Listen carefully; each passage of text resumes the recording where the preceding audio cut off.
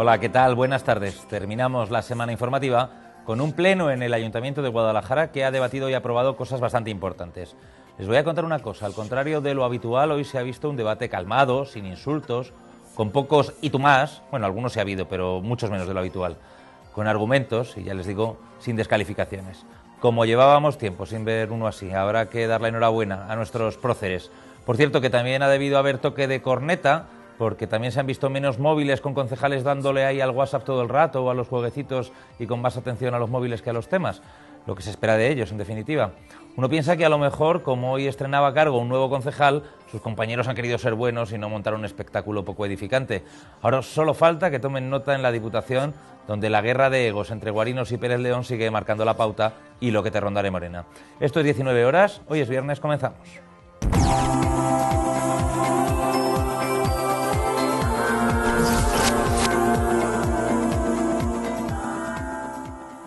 Pues antes de meternos en la harina del pleno vamos a hablar también de paro, porque hoy ha habido datos oficiales de la encuesta de población activa. Lo cierto es que para lo que estamos acostumbrados la cosa no ha ido mal del todo. Guadalajara suma 30.700 parados en el tercer trimestre del año, según la encuesta de población activa hecha pública este viernes. Es una subida ligera, 200 desempleados más que el trimestre anterior, pero hay que destacar que se reduce en términos porcentuales. La tasa de paro es de 23,14% cuando en el segundo trimestre era de 23,61%. Este porcentaje es inferior al del conjunto del Estado, con un 25% de parados, y que la tasa regional, que roza el 28%. Hay que tener en cuenta, no obstante, que Guadalajara ha sumado 9.600 desempleados en el último año, según la EPA.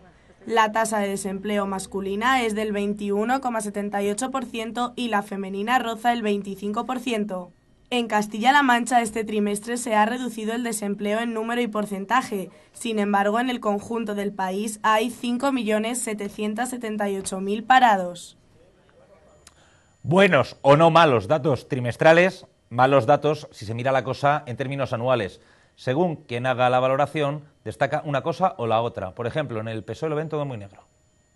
Y si esto se hace por parte del Gobierno, es que además tenemos un Gobierno frívolo, porque no está viendo el principal problema que tenemos, y es que en un año Castilla-La Mancha encabeza la pérdida de empleo. 63.500 personas han perdido su puesto de trabajo. La población activa ha bajado en Castilla-La Mancha y desde que gobierna Cospedal tenemos 55.000 parados más, con una tasa históricamente la peor, el 28% de paro en Castilla-La Mancha. Castilla-La Mancha es la comunidad autónoma que más empleos ha destruido en todo este año. Un total de 63.500 empleos se han destruido en un solo año en Castilla-La Mancha. Y esto nos invita a una reflexión de lo que está ocurriendo, del fracaso de la política que se está llevando por parte de Cospedal, no solamente de empleo, sino de la política económica llevada a cabo en nuestra comunidad autónoma. Lo que es más alarmante es el peor comportamiento de toda España, la comunidad autónoma donde más puestos de trabajo se han destruido, de toda España. Se han perdido un 8,18% de los puestos de trabajo frente a un 4% de la media nacional. Pues eso es lo que decían desde el PSOE. Valoran muy negativamente los datos porque ven una perspectiva anual. Pero ya les digo que el trimestre último ha sido bueno y es lo que han aprovechado para destacar desde el Gobierno regional, desde el Partido Popular. Y es que el desempleo en el conjunto de Castilla-La Mancha, en Guadalajara, recuerden que ha subido 200 personas, pero en el conjunto de Castilla-La Mancha el desempleo en este tercer trimestre del año, que por cierto coincide con la vendimia, y esto también tiene bastante que ver en las zonas manchegas de la región, ha bajado en 9.600 personas, según los datos de esta misma EPA. La bajada del desempleo en términos absolutos es superior a la que se produjo, no obstante, en el mismo trimestre del año pasado, cuando bajó en 6.300 personas. Y esto es fundamentalmente lo que destacan desde la Junta de Comunidades. Ha bajado en este trimestre de este año bastante más, casi un 50% más de lo que bajó en el mismo trimestre del año anterior. Ya digo, desde el Gobierno regional, la consejera de Empleo, Carmen Casero, ha hecho una valoración muy positiva de estos datos. Dice que son el reflejo empieza a marcar la línea en la que está trabajando el Gobierno regional, y también dan otro dato interesante, que Castilla-La Mancha es la sexta comunidad donde más ha bajado el paro en este trimestre, tras La Rioja, vendimia de nuevo, Navarra, vendimia también, Galicia, Cantabria y Baleares. Bueno, pues ya están sobre el tapete los datos del paro. Para diseccionarlos con su habitual perspicacia, hoy nos hemos traído a todo un experto, a Paco Campos, que es el habitual de los viernes en 19 horas. Bienvenido, Paco. Hola, ¿qué tal? Viernes más. ¿Qué hay? Esto es el prisma, lo podemos poner de punta o de perfil y nos da una gama de colores distinta. Sí, lo que pasa es que siempre se tiende a trivializar los datos y no ir al trasfondo de lo que supone el drama humano del paro. Realmente sí que hay motivo para alegrarse por esos 200 parados menos que ha arrojado la EPA que hay en Guadalajara en este último trimestre. Perdona que te corrija, Paco, son 200 más, lo que pasa es que ha bajado porcentualmente. 200, efectivamente, que ha bajado del 23,61 al 23,14. 200 parados más de la EPA en este trimestre, pero hay que tener en cuenta que a lo largo de todo el año el número de parados en Guadalajara se ha incrementado en nada menos que 9.600 personas. La verdad es que si lo dividimos por trimestres y lo calculamos por partes, a lo mejor la media de aumento de paro mensual pues es bastante elevada. Sin embargo, si lo comparamos, por ejemplo, con el 23% de Guadalajara, el 25% del Estado, el 28% de Castilla-La Mancha y casi el 40% como puede alcanzarse en Melilla o Ceuta, que estamos hablando por esos niveles, pues también hay motivos para tener cierta esperanza, ¿no? Que no nos falte. Que no nos falte la esperanza. Pero lo cierto es eso, 9.600 parados más que hace un año, 200 más. Hay que explicar, igual la gente no lo entiende, ¿por qué hay 200 parados más y sin embargo la tasa ha bajado? Vamos a tratar de explicarlos. Hay 200 parados más este trimestre que el trimestre anterior y sin embargo la tasa ha bajado muy ligeramente porque aunque hay más personas en el paro, también hay más personas trabajando. Entonces por eso hace que el porcentaje de parados se haya reducido, porque la tasa de paro lo que mira es eso, el número, el porcentaje de parados entre el total de las personas que son población activa en edad y capacidad y deseo de trabajar.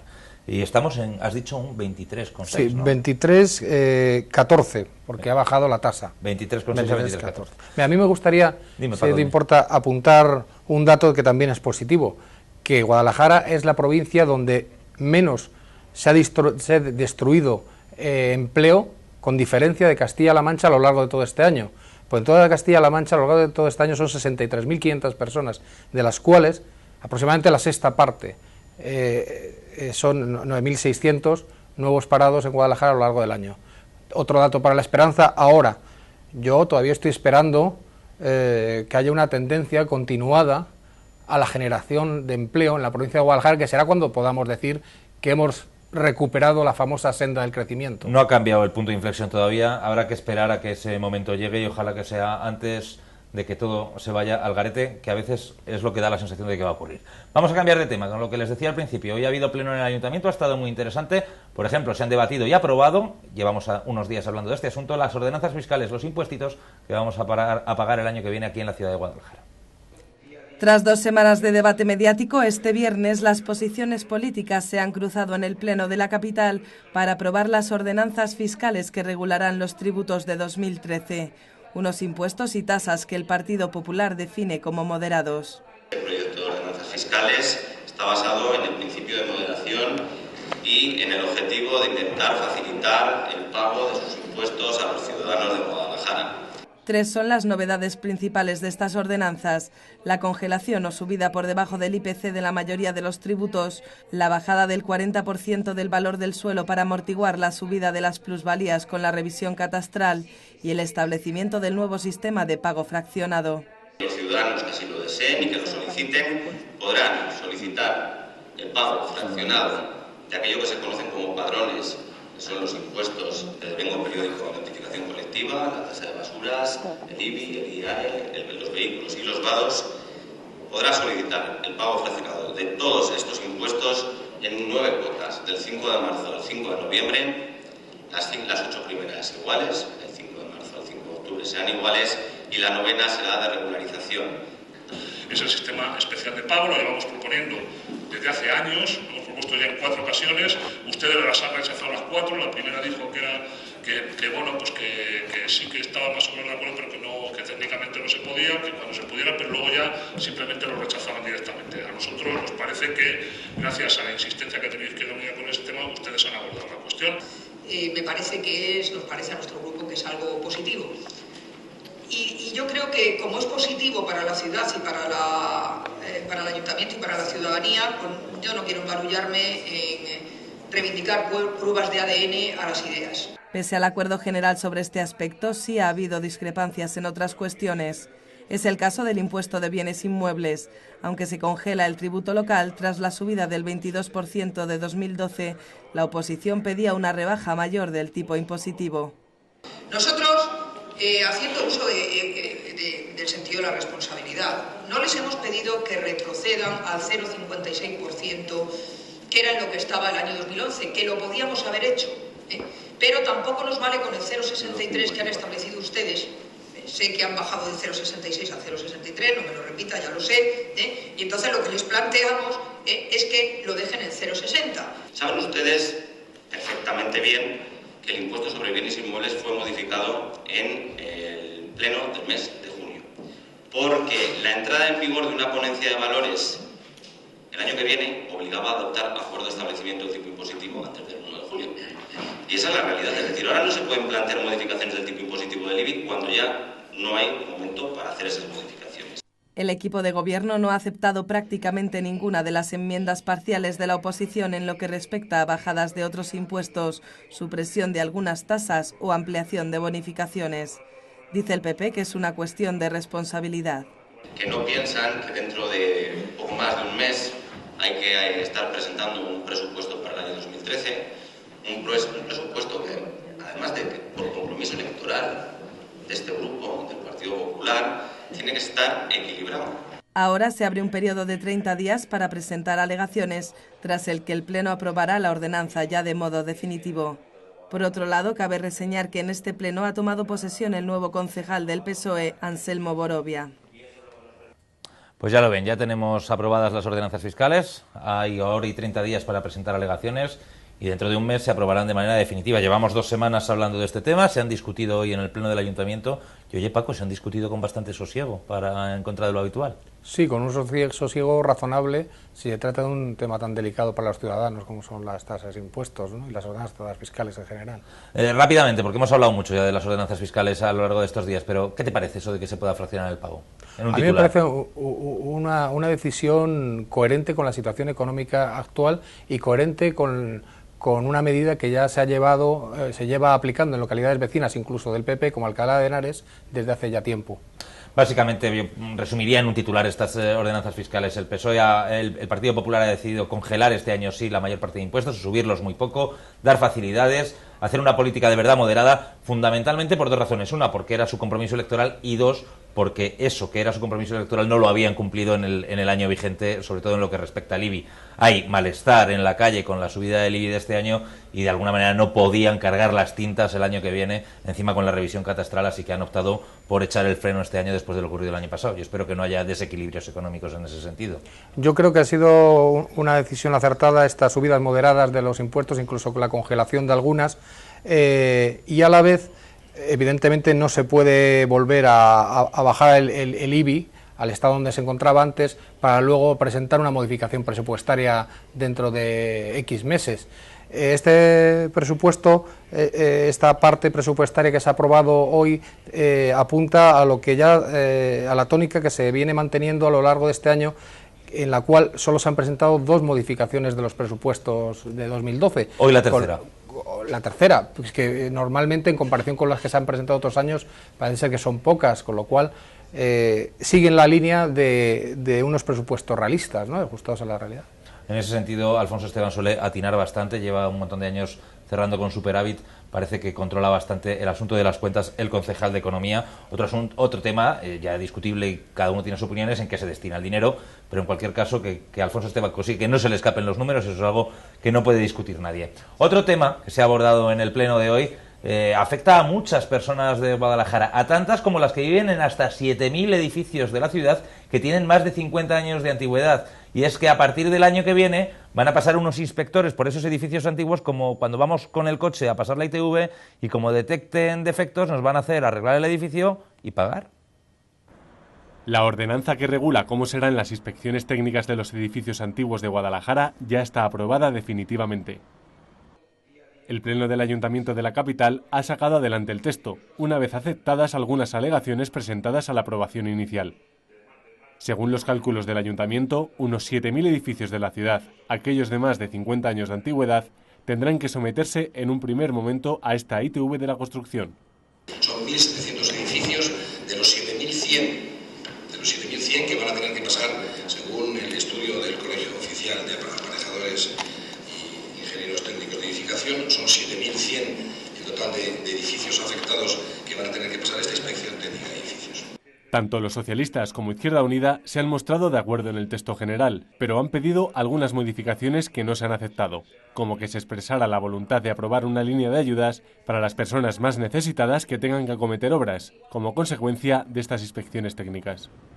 Las inspecciones en viviendas de más de 50 años pueden afectar fundamentalmente a gente que va a ser muy mayor, que va a tener pocos recursos económicos y no solamente son los gastos derivados de la inspección, sino de las eventuales obras que se puedan producir, y nosotros creemos que por parte del Ayuntamiento se tenía que haber apuntado aquí la cuestión de darles contemplar algún tipo de ayuda. También estamos de acuerdo con lo que ha dicho con el concejal de Izquierda Unida, con el apoyo que se debería de establecer a las personas que tienen menos recursos. Entendemos que igual no debe de recogerse aquí en la propia ITE, a lo mejor se debe recoger en las ordenanzas fiscales, pero que sí que es algo que se debería de plantear el equipo de gobierno. Que no toca, que lo que toca ahora es aprobar con carácter definitivo la ordenanza de la inspección técnica de edificios, y que el Ayuntamiento de Guadalajara, antes y ahora, pero sobre todo ahora, desde que gobierna el Grupo Municipal Popular, ha dado muestras más que de sobra de tener sensibilidad con la gente que menos tiene. La oposición también ha pedido, sin éxito, que las inspecciones se ampliaran con aspectos sobre la eficiencia energética de los inmuebles, al menos como recomendación para los propietarios. El equipo de gobierno lo ha rechazado. Sí que si se han añadido las condiciones de accesibilidad y ornato a modo informativo, nos parecería que de la misma manera se deberían de añadir las condiciones de eficiencia energética, porque es la misma razón, tanto para no añadirla la primera vez como para que se añada esta segunda vez.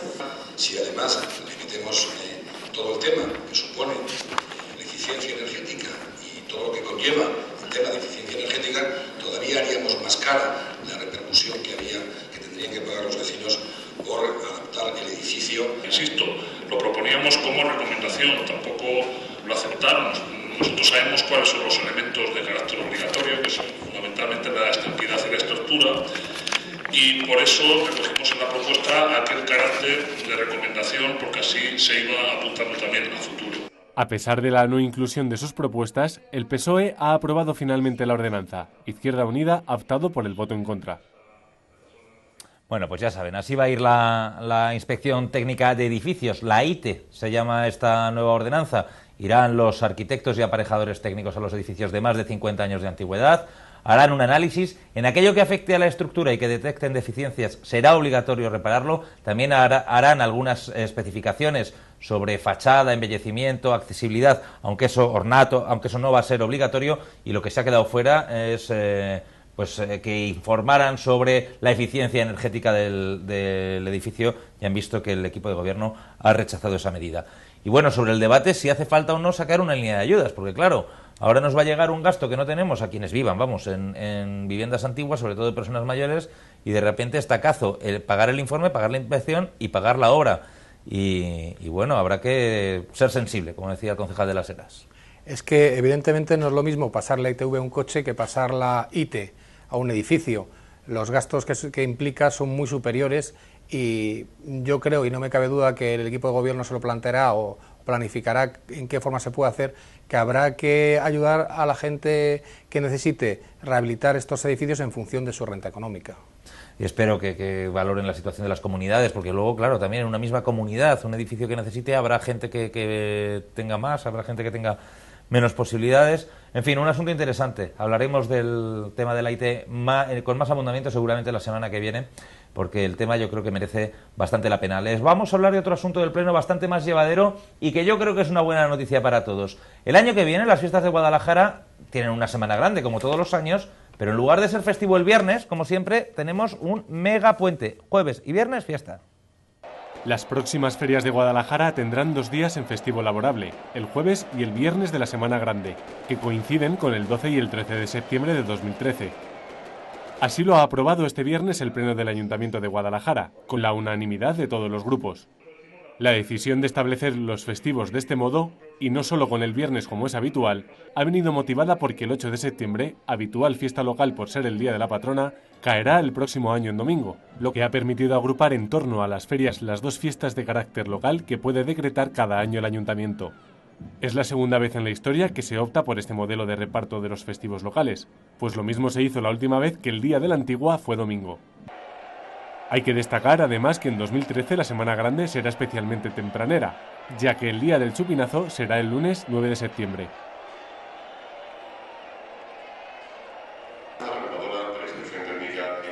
Eso en lo que se refiere a las fiestas. Y luego, pues por resumir un poco el resto del Pleno, se ha aprobado, lo decíamos antes, lo comentábamos con Paco Campo, una modificación de crédito, la tercera de este año, 1.600.000 euros para pagar pues facturas y gastos que se habían desviado. La mayor parte de ese dinero, 1.300.000, viene del superávit que hubo el año pasado. Y atención, porque en este 1.600.000 euros que nos vamos a gastar los vecinos de Guadalajara en pagar facturas y cosas que hay que pagar, pues lo más importante, los 400.000 euros que se han aprobado para pagar los intereses de la sentencia de la depuradora, de la que llevamos hablando también unos cuantos días. Por cierto, que también hay 70.000 euros para pagar alumbrado público, 20.000 euros para que la Concejalía de Cultura pueda hacer más cosas en cultura, 220.000 para Eladio Freijo en el Patronato de Deportes y algunas otras cosas, cuestiones de facturas menores que hay que pagar y que de eso se trata. Como sobró dinero el año pasado, pues de pagarlas, que para eso están las cosas. Paco, volviendo a lo de las fiestas, menudo puente, ¿no? Sí. Da gusto, ojalá todos los años cayera la Antigua en domingo. Sí, claro, se ajustan, esa fiesta se traslada a la Semana Grande y son 4 magníficos días para disfrutar, ¿no? En cuanto a la modificación de crédito, de algún lado había que sacar los dineros de lo de la depuradora, ¿no? Y es un tema que ya lleva coleando años, sobre todo con el tema de los precios de la expropiación de los terrenos. Desde que en 2002 se firmó la ampliación de la depuradora, pues mira. Con sucesivas sentencias judiciales, parece ser que ha habido una última que ni para ti ni para mí, aún así les da a los propietarios un precio muy alto en relación con lo que el ayuntamiento pagó inicialmente, y hay que pagar intereses, como parece ser que últimamente se trata todo de pagar intereses. Las administraciones públicas no tienen que pagar más que intereses, ¿no? Los intereses creados, que decía el otro. Bueno, vamos a cambiar de tema y de administración, nos vamos a la Diputación Provincial. Ya saben que andan las aguas muy revueltas por la institución provincial en los últimos días a cuenta de esa sentencia sobre los sueldos que cobraron los asesores, los liberados, los altos cargos que nombró Pérez León en el año 2007 y que en el año 2008 se subieron los sueldos. Recuerden que hubo una sentencia hace unos días en la que el PP ganaba un pleito que presentó contra la propia Diputación entonces de Pérez León, por la cual estas personas, muchas de estas personas, tienen que devolver lo que cobraron de más a juicio de los tribunales. Pues bien, hoy ha comparecido la propia Pérez León en la Diputación y están que trinan en el PSOE fundamentalmente por una cosa, porque es que la sentencia esta de la que estamos hablando se produjo en julio, pero como la parte demandante, el Partido Popular, y la parte demandada, la Diputación ahora en manos del Partido Popular, resulta que es la misma, las personas afectadas y ligadas al Partido Socialista no tuvieron notificación de esa sentencia y no han podido recurrir. Prevista en presupuesto este año. Luego, si unos 300, bueno, les digo la cifra exacta, 332.000 euros eran... Es una sentencia, por tanto, nosotros, el Grupo Socialista, la acata, pero desde luego no la compartimos. Es una sentencia, además, que ha desestimado en su mayor parte la demanda que hacía el Partido Popular, en concreto en lo relativo a todos los cargos electos, y solo ha estimado una pequeña parte de esa demanda, que es relativa al personal eventual. Por otra parte, les diré que la posición del Grupo Socialista no es ni más ni menos que la que compartimos con el presidente de la sala de ese tribunal, que hace un voto particular que dice que está en desacuerdo con la sentencia. Es decir, que no resultará extraño que el Grupo Socialista no comparta la sentencia.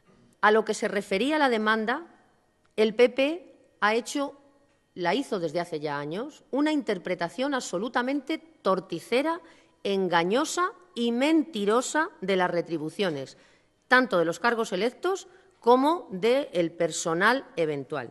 Miren, aquí tengo la propuesta de acuerdo firmada por los 3 grupos políticos, que es la única propuesta en materia retributiva que se hizo para cargos electos y para eventuales en la legislatura pasada.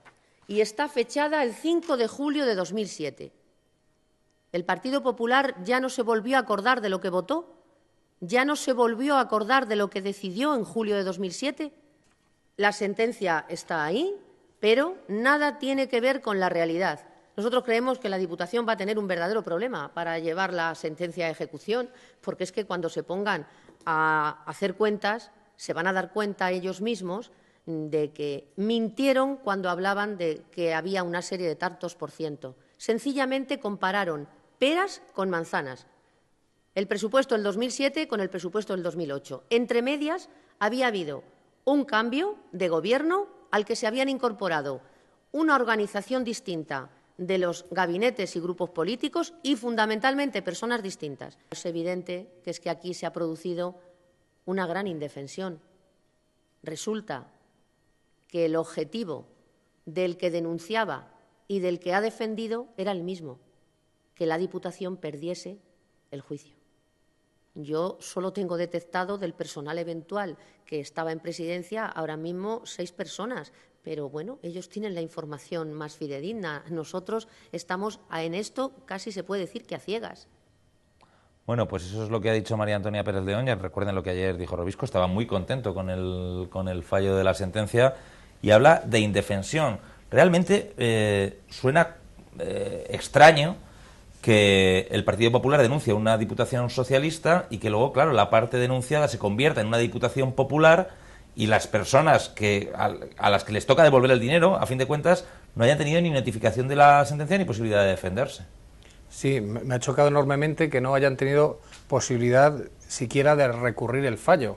No, porque no les había llegado la sentencia, claro, porque la sentencia le llega a la Diputación, que es la parte demandada. Pero tenía que haberse habilitado alguna fórmula para que ellos hubieran estado presentes en todo el proceso. Pues ni se han enterado. Me comentaba uno de ellos, con el que estaba hablando esta mañana, que se enteran de la sentencia cuando lo damos los medios de comunicación a raíz de una nota de prensa de la Diputación o del Partido Popular. En cualquier caso, por encima de estos rifirrafes políticos, yo me quedo con parte de la sentencia cuando dice que hubo subida de sueldos entre un 7 y un 62%, si no me equivoco, entre el personal eventual, cuando precisamente ese año la subida del sueldo a los funcionarios fue de un 3%. Sí, esa es la madre del cordero de esa sentencia. Pérez León ya has visto que lo justifica en que cambió el gobierno, cambiaron las atribuciones, cambiaron las personas. Algunas de las personas que sustituían a otras pues ya eran funcionarios y tenían trienios y complementos y que por eso se producían esas subidas, por la propia condición de funcionarios con trienios de esas personas. Pero en fin, el juez ha entendido lo que ha entendido, todo el Tribunal Superior de Justicia de Castilla-La Mancha menos uno. El presidente de la sala ha hecho un voto particular contrario que también es reseñable. A mí me gustaría saber quiénes son las personas a las que se ha subido el sueldo un 62%. Porque a lo mejor no es oro todo lo que reluce y ha sido una, y en cambio ha habido una subida moderada de una media de un 10%, pero en cualquier caso es una subida que bien tendrían que justificar. Con esta persona que he hablado yo, Paco, estaba echando cálculos y la broma, si tiene que devolver el dinero cobrado de más, le sale por 7.000 o 8.000 euros y no es de los que más cobraba de aquella institución. Así que hay que echarle hilo a la cometa, que no nos tocará ni a ti ni a mí que de repente nos pidieran 7.000 o 8.000 euros del dinero que ya hemos ganado y que por supuesto nos hemos gastado. Así somos. Por cierto, que esta comparecencia de María Antonia Pérez León venía a cuenta de otro asunto. El Partido Socialista ha salido a la palestra esta mañana a denunciar que se han perdido casi 800.000 euros de los fondos que tenía el plan de la arquitectura negra porque Guarinos no los ha gastado a tiempo. Vemos esta historia. El Grupo Socialista de la Diputación Provincial ha criticado a la presidenta de la institución, Ana Guarinos, por renunciar a 758.000 euros para el plan de competitividad turística de los pueblos de la arquitectura negra. Así lo expresó este viernes la portavoz del PSOE en la Diputación, María Antonia Pérez León. Según Pérez León, Guarinos no solicitó la prórroga en la última comisión de seguimiento en la que se reunieron las 3 partes implicadas: Turespaña, la Junta de Comunidades y la Diputación. Cabe recordar que el Plan de la Arquitectura Negra nació mediante un convenio firmado en agosto de 2009, dotado con 3 millones de euros y cofinanciado por el Gobierno de España, la Junta y la propia Diputación, que era encargada de la gestión. Desde entonces se habían invertido un total de 2,2 millones de euros en los pueblos de la zona, en Campillo de Ranas, Majalrayo, Tamajón, Valverde de los Arroyos y el Cardoso de la Sierra. De esta forma, se ha perdido la oportunidad de invertir esta cantidad en los pueblos de la zona. Se van a quedar sin hacer un buen número de zonas de baño, aproximadamente el 60% de las zonas de baño que propusieron los municipios se van a quedar sin hacer, una infraestructura que era especialmente interesante y es la que estaban especialmente interesados los alcaldes, así como multitud de acciones de promoción en este momento más necesarias que nunca, porque Guadalajara y especialmente la arquitectura negra necesita promocionarse, ya que ahora están las infraestructuras, ya que ahora están señalizados los senderos, ya que ahora se ha creado una infraestructura mucho mejor de la que teníamos anteriormente y que pueda resultar más atrayente a los visitantes. Pérez León señaló también que tras esta decisión, el plan para los pueblos de la arquitectura negra se suma a la lista de cadáveres de la presidenta de la Diputación, Ana Guarinos. El plan de la arquitectura negra se ha convertido de esta forma en otro cadáver que suma la señora Guarinos a su particular panteón de defunciones de proyectos, donde aguardan otros como el plan de carreteras, porque está tan ralentizado que es casi inexistente, donde aguarda la Banda Provincial de Música, donde aguarda el CITUG, donde aguarda el Convenio de Arreglo de Cauces, etcétera, etcétera, etcétera. El PSOE reclamará en el próximo pleno de la institución que al menos la parte de la inversión pendiente que corresponde a la Diputación, cifrada en más de 200.000 euros, se destine a continuar con las actuaciones que no se han completado, aunque sea ya fuera del marco del plan. Horas después de esta comparecencia, la Diputación envió una nota de prensa en la que se informa de que los miembros de la Comisión de Seguimiento también han propuesto la constitución de un ente que garantice la continuidad de las finalidades y objetivos previstos en el plan. Pues ya ven, esta misma mañana había reunión de la Comisión de Seguimiento del Plan y al mismo tiempo el Partido Socialista diciendo que hemos perdido por el camino 758.000 euros.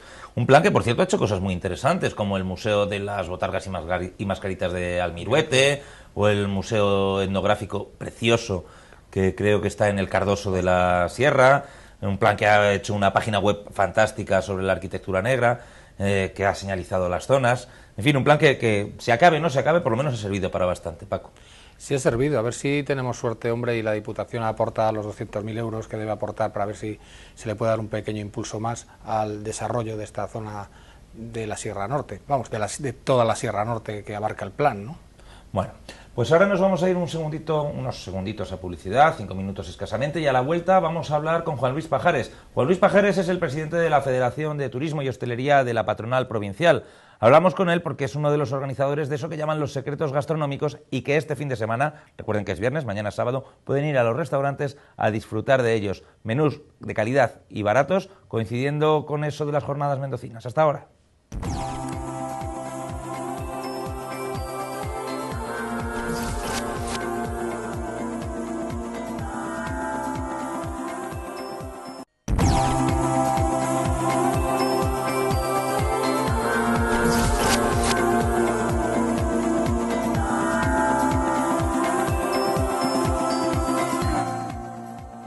Se lo decía antes de la publicidad, este fin de semana comienza una nueva edición del programa que llaman en la capital Los Secretos Gastronómicos.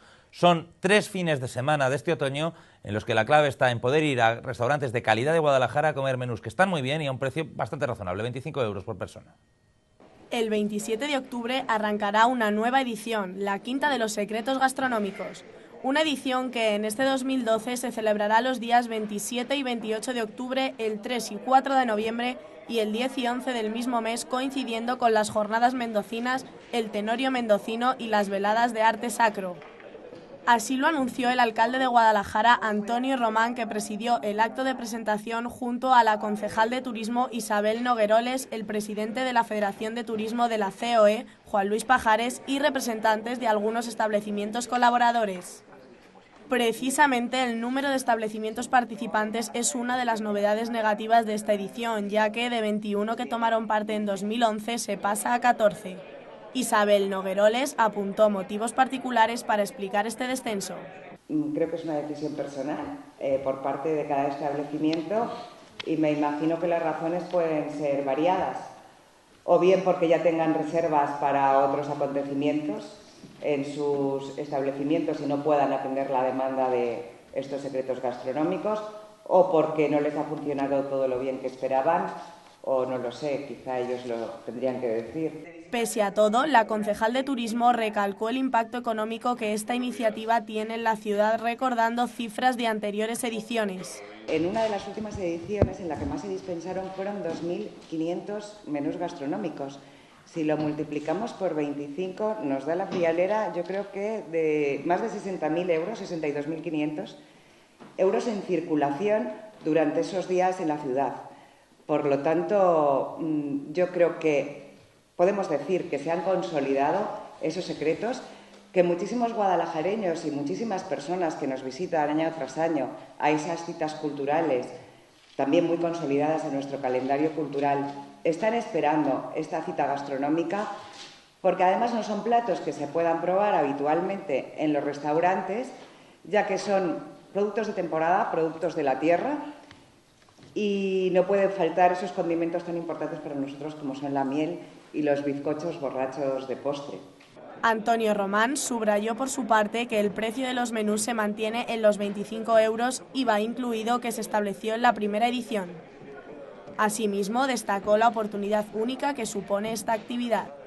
Estos secretos gastronómicos que lo que hacen es poner en valor y poner a disposición de los paladares de nuestros visitantes y también de los vecinos de Guadalajara, pues esas maravillas gastronómicas que se ofrecen en muchos restaurantes de la capital. Pues esta era la rueda de prensa, es de hace 10 días esta presentación. Por ahí veíamos a Juan Luis Pajares, que es el presidente de la Federación de Hosteleros y Restauradores de la COE Provincial, y hoy le tenemos aquí a nuestra derecha. Muchas gracias por haber venido, Juan Luis. Bienvenido por primera vez a 19 horas. Muy bien hallado, muchas gracias por invitarme. Queríamos hablar de los secretos gastronómicos y tenemos varias dudas por las que preguntar. Yo lo primero, y siempre que presentan rutas de la tapa, secretos gastronómicos, este tipo de cosas, lo primero que pregunto siempre es si esto funciona, si esto va bien, si esto tiene clientes, si esto tiene interés, ¿por qué no se establece de manera permanente? ¿Por qué hay que hacer 3 fines de semana de secretos gastronómicos y no tener una red de restaurantes que ofrezcan menús de este estilo constantemente? Pues yo creo que por una razón fundamental, y es la económica. Es decir, normalmente cuando se hacen este tipo de promociones, primero la promoción cuesta un dinero que no siempre está disponible. Segundo, lo que tú ofreces, tanto en la ruta de la tapa como en este tipo de acciones, normalmente o pierdes dinero o vas tan justo que no te es interesante como tal a la hora de venderlo. Y el objetivo que buscas normalmente es captar clientela, que la gente te conozca, etcétera. Entonces no es tanto un objetivo de vender más o menos menús esos días, cuanto de intentar fidelizar clientes o intentar captar clientes nuevos. O sea que están los costos de los menús con estos 25 euros que nos dan unos menús, pues aquí tengo muchos, luego podemos hablar de alguno, pero vamos, solo leerlos, de esos menús que tienen muchas letras, porque están muy ricos y porque están muy cuidados, son menús cuidados en 14 restaurantes por 25 euros, dice que el restaurante de ahí no gana, que lo que intenta es ganarse a ese cliente. Evidentemente, siempre en eso, como has hablado de la tapa, no pierde dinero, habrá unos que ganen más, o que pierdan más, o que ganen menos, ¿sabes? Pero en general los menús son menús especiales, son menús que están, por decir de alguna forma, en el nivel más alto de lo que tú puedes ofrecer por ese dinero, y por tanto precisamente lo que se busca es lo otro, no ganar dinero con el menú en sí mismo. ¿Los menús tienen algún condicionamiento, tienen que ser de alguna manera? ¿Se establece alguna regla de qué es lo que va a encontrar el cliente que vaya en estos fines de semana a disfrutar de un secreto gastronómico? Los menús son libres, tienen que ser diferente a lo que ofrezca normalmente, a otro precio distinto. Hay que salirse de la carta evidentemente, habitual. Claro, y ese menú no lo puedes tener habitualmente, por ejemplo, a 15 euros. No es ese ni el objetivo ni lo que se pretende conseguir. Y normalmente también se insta, se aconseja que haya productos de la tierra, que se emplee miel, que se emplee cordero, que se empleen productos de aquí, y o el que se empleen platos que tradicionalmente se han venido haciendo. Por ejemplo, el bacalao, evidentemente no es un producto que se produzca en la tierra, pero sí que es un producto que tradicionalmente se viene vendiendo mucho en Guadalajara. Y se comía antiguamente. Cuando era un plato de pobres y barato. Claro, porque era el único pescado casi que llegaba al centro de la península. ¿Cómo han cambiado las cosas? 25 euros con el menú, el pan, la bebida y el IVA. O sea, es 25 euros. La bebida... ¿Qué bebida? ¿Se apuesta por un vino de la tierra? Normalmente también se suele apostar por un vino de la tierra, pero ahí cada restaurante también tiene su propia bodega, su propia carta de vinos, y generalmente se ofrece vino de aquí de Guadalajara, fundamentalmente de la zona de Mondejar, la zona de Cogolludo también, de las bodegas que se han establecido, pero evidentemente también hay la libertad de cada establecimiento es absoluta. Ellos tienen su propia... Vino, Juan Luis, un vino en una comida es muy importante. Sí, claro. Habrá por lo menos para los establecimientos participantes, como una recomendación de nivel mínimo del que no se puede bajar, entiendo, ¿o no? La recomendación existe, pero luego cada restaurante, como te he dicho antes, es soberano para poder ofrecer unas cosas. Vamos a ver, si al final lo que intentamos conseguir es fidelizar clientes o captar clientes, evidentemente cada restaurante lo que intenta es ofrecer dentro de un orden y dentro de ese precio y dentro de esos menús lo mejor que puede, claro. Sé que leerlos todos es un poco largo, pero no quiero dejar de hacerlo porque si no decimos todos los restaurantes que participan, pues las personas que nos vean pues se quedan un poco con la duda. Así que aguanten un poquito y tomen nota para que piensen en cuál quieren ir este fin de semana. Participan 14 en la capital: Aromas, Casa Palomo, Dublín House, el Bodegón de Sancho, el Figón, el Infantado, que es el restaurante del Hotel Trip, el Otero, el Paleto, el Velero, la Comanda, el restaurante Lino, un clásico de estos secretos gastronómicos, los Girasoles, el restaurante Miguel Ángel, todo un histórico de la gastronomía de Guadalajara, y el Mesón Las Cumbres. Estos son los 14, hay algunos nuevos, pero en cualquier caso, estos son los 14 que participan. Por cierto, que comentábamos en el vídeo que en otras ediciones habían sido 21, que hay menos. Isabel Noguero les decía, les habrá ido mal, es una decisión personal. ¿Usted qué piensa, Juan Luis? Pues un poco las dos cosas. Hay algunos restaurantes que no participan porque no existen, porque han tenido que cerrar directamente, y ha habido otros que, como te he comentado, como no es una acción para ganar dinero en ese sentido, pues a lo mejor lo que es tener preparados esos menús, lo que es el personal, la materia prima, etcétera, no les sale suficientemente rentable como para poder participar en este tipo de acciones. Estos secretos gastronómicos se vienen haciendo 2 veces al año, si no me equivoco. ¿No se hizo la pasada primavera una edición similar? Como secretos no, como secretos siempre se ha hecho en el otoño y asociado normalmente a veladas de arte sacro y el tenorio. ¿Funciona eso de asociarlo al tenorio mendocino? Hay que recordar que son 3 fines de semana este año, porque este fin de semana tenemos unas jornadas mendocinas, no es el tenorio puramente dicho, sino unas jornadas de visitas guiadas a los monumentos. El fin de semana que viene hay los 2 días de representación del tenorio, días 2 y 3, y el siguiente, que es el del 7 de noviembre, el 10-11 de noviembre, perdón, las veladas de arte sacro. ¿Funciona esta idea de ligar el menú a la representación, al teatro, al ocio? Porque realmente no tiene nada que ver. Uno puede ir al restaurante y disfrutar del menú, pero no tiene por qué ir al tenorio, o al revés. Lo que se trata es un poco de matar 2 pájaros de un tiro, es decir, para los vecinos de Guadalajara sí que realmente daría un poco igual, a lo mejor establecerlo en otras fechas diferentes, pero sí que es verdad que vienen muchos visitantes de fuera que en un momento dado necesitan una oferta gastronómica, y con este tipo de acciones lo que se les propone precisamente son excelencias a un precio muy económico, con lo cual lo que se busca es que sean prescriptores de la visita a Guadalajara, entonces se intenta ligar por eso. ¿Y qué dicen los hosteleros, los restauradores? ¿Qué gente va? Yo he ido alguna vez y la verdad que yo lo recomiendo encarecidamente, me parece un precio muy razonable por menús que son, pues que habitualmente nos costarían el doble. Y si alguien puede, porque ahora las cosas están difíciles hasta para los 25 euros, si alguien puede, yo lo recomiendo. Pero en cualquier caso, sí quisiera saber, ¿son más la gente de Guadalajara que aprovecha la ocasión, aprovecha la ganga, o son más bien los de fuera los que vienen a aprovechar esta situación?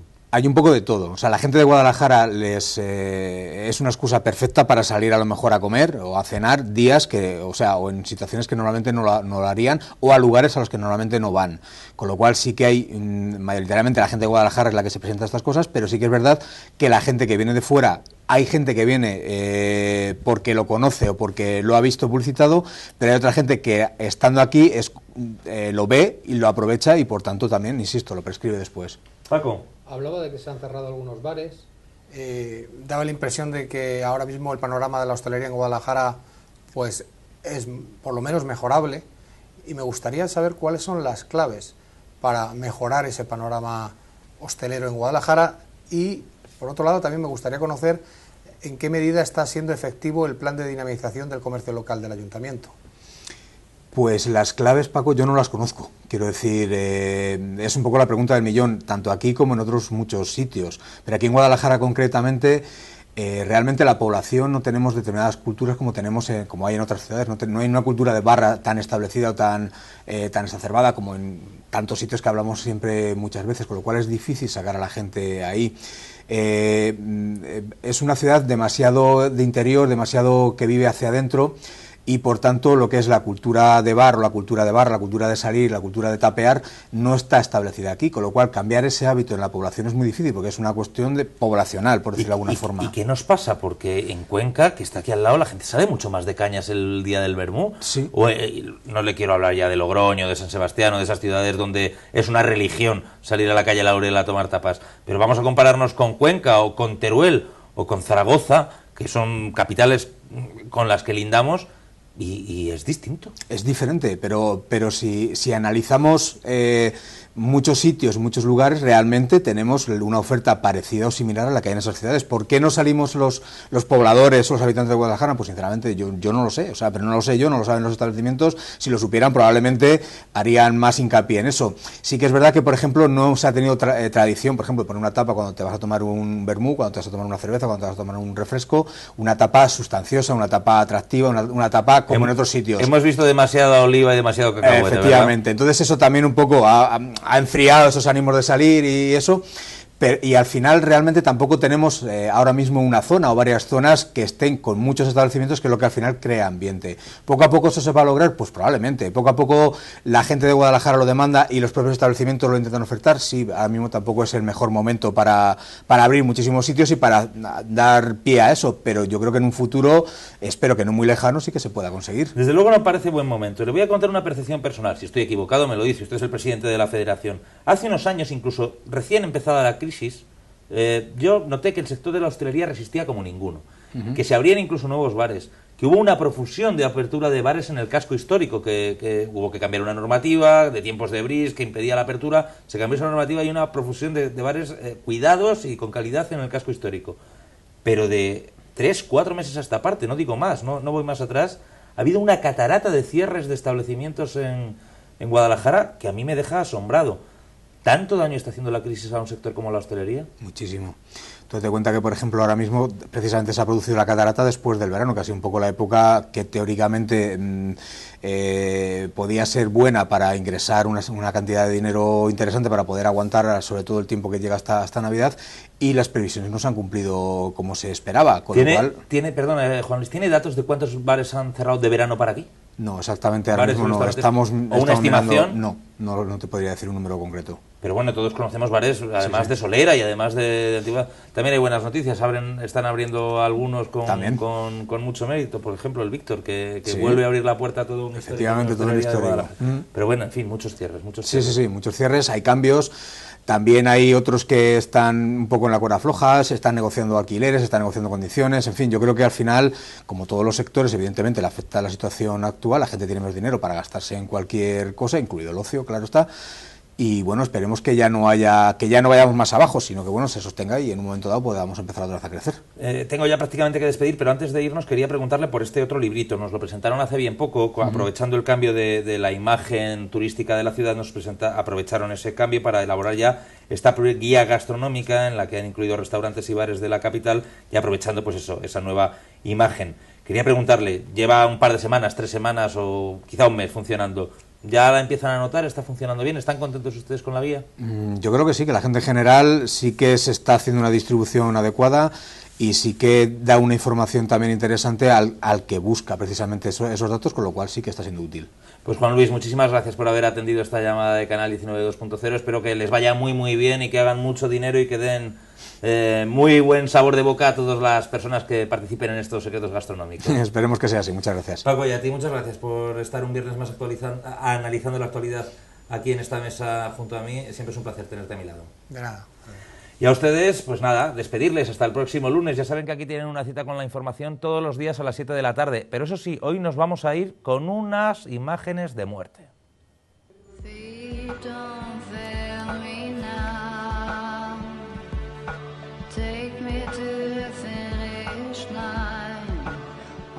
Y es que esto que ven es la inauguración que ayer se produjo en el Centro San José de la exposición Cultura Funeraria, la otra cara de la vida, una exposición organizada por la Diputación Provincial con José Antonio Alonso a la cabeza con motivo de su 200 aniversario y por el grupo Mémora, que es la empresa que gestiona aquí y en un montón de sitios los tanatorios. Es una exposición que viene a hablarnos de la cultura funeraria, planteando un recorrido desde el Paleolítico hasta la época actual, en el que se nos cuenta cómo las culturas del Mediterráneo han entendido siempre los ritos funerarios y los ajuares que se elaboraban y utilizaban para este fin. Hay un montón de restos arqueológicos, de réplicas, de paneles explicativos. El tema puede parecer un poco macabro, pero de verdad es interesantísimo y viene muy al pelo en estos días. Ya saben que dentro de nada es la celebración del Día de Todos los Santos. Está esta exposición, ya les digo, en el Centro San José. Ayer se inauguraba, va a estar varios días para que ustedes la puedan disfrutar. Les aseguro que merece la pena, es una cortesía del grupo Mémora, que ha hecho pues, bueno, una labor impresionante apostando por esta divulgación cultural. Ya ven, restos de Grecia, de Roma, de Egipto, de los cartagineses. Es la historia de nuestra vida y de nuestra muerte.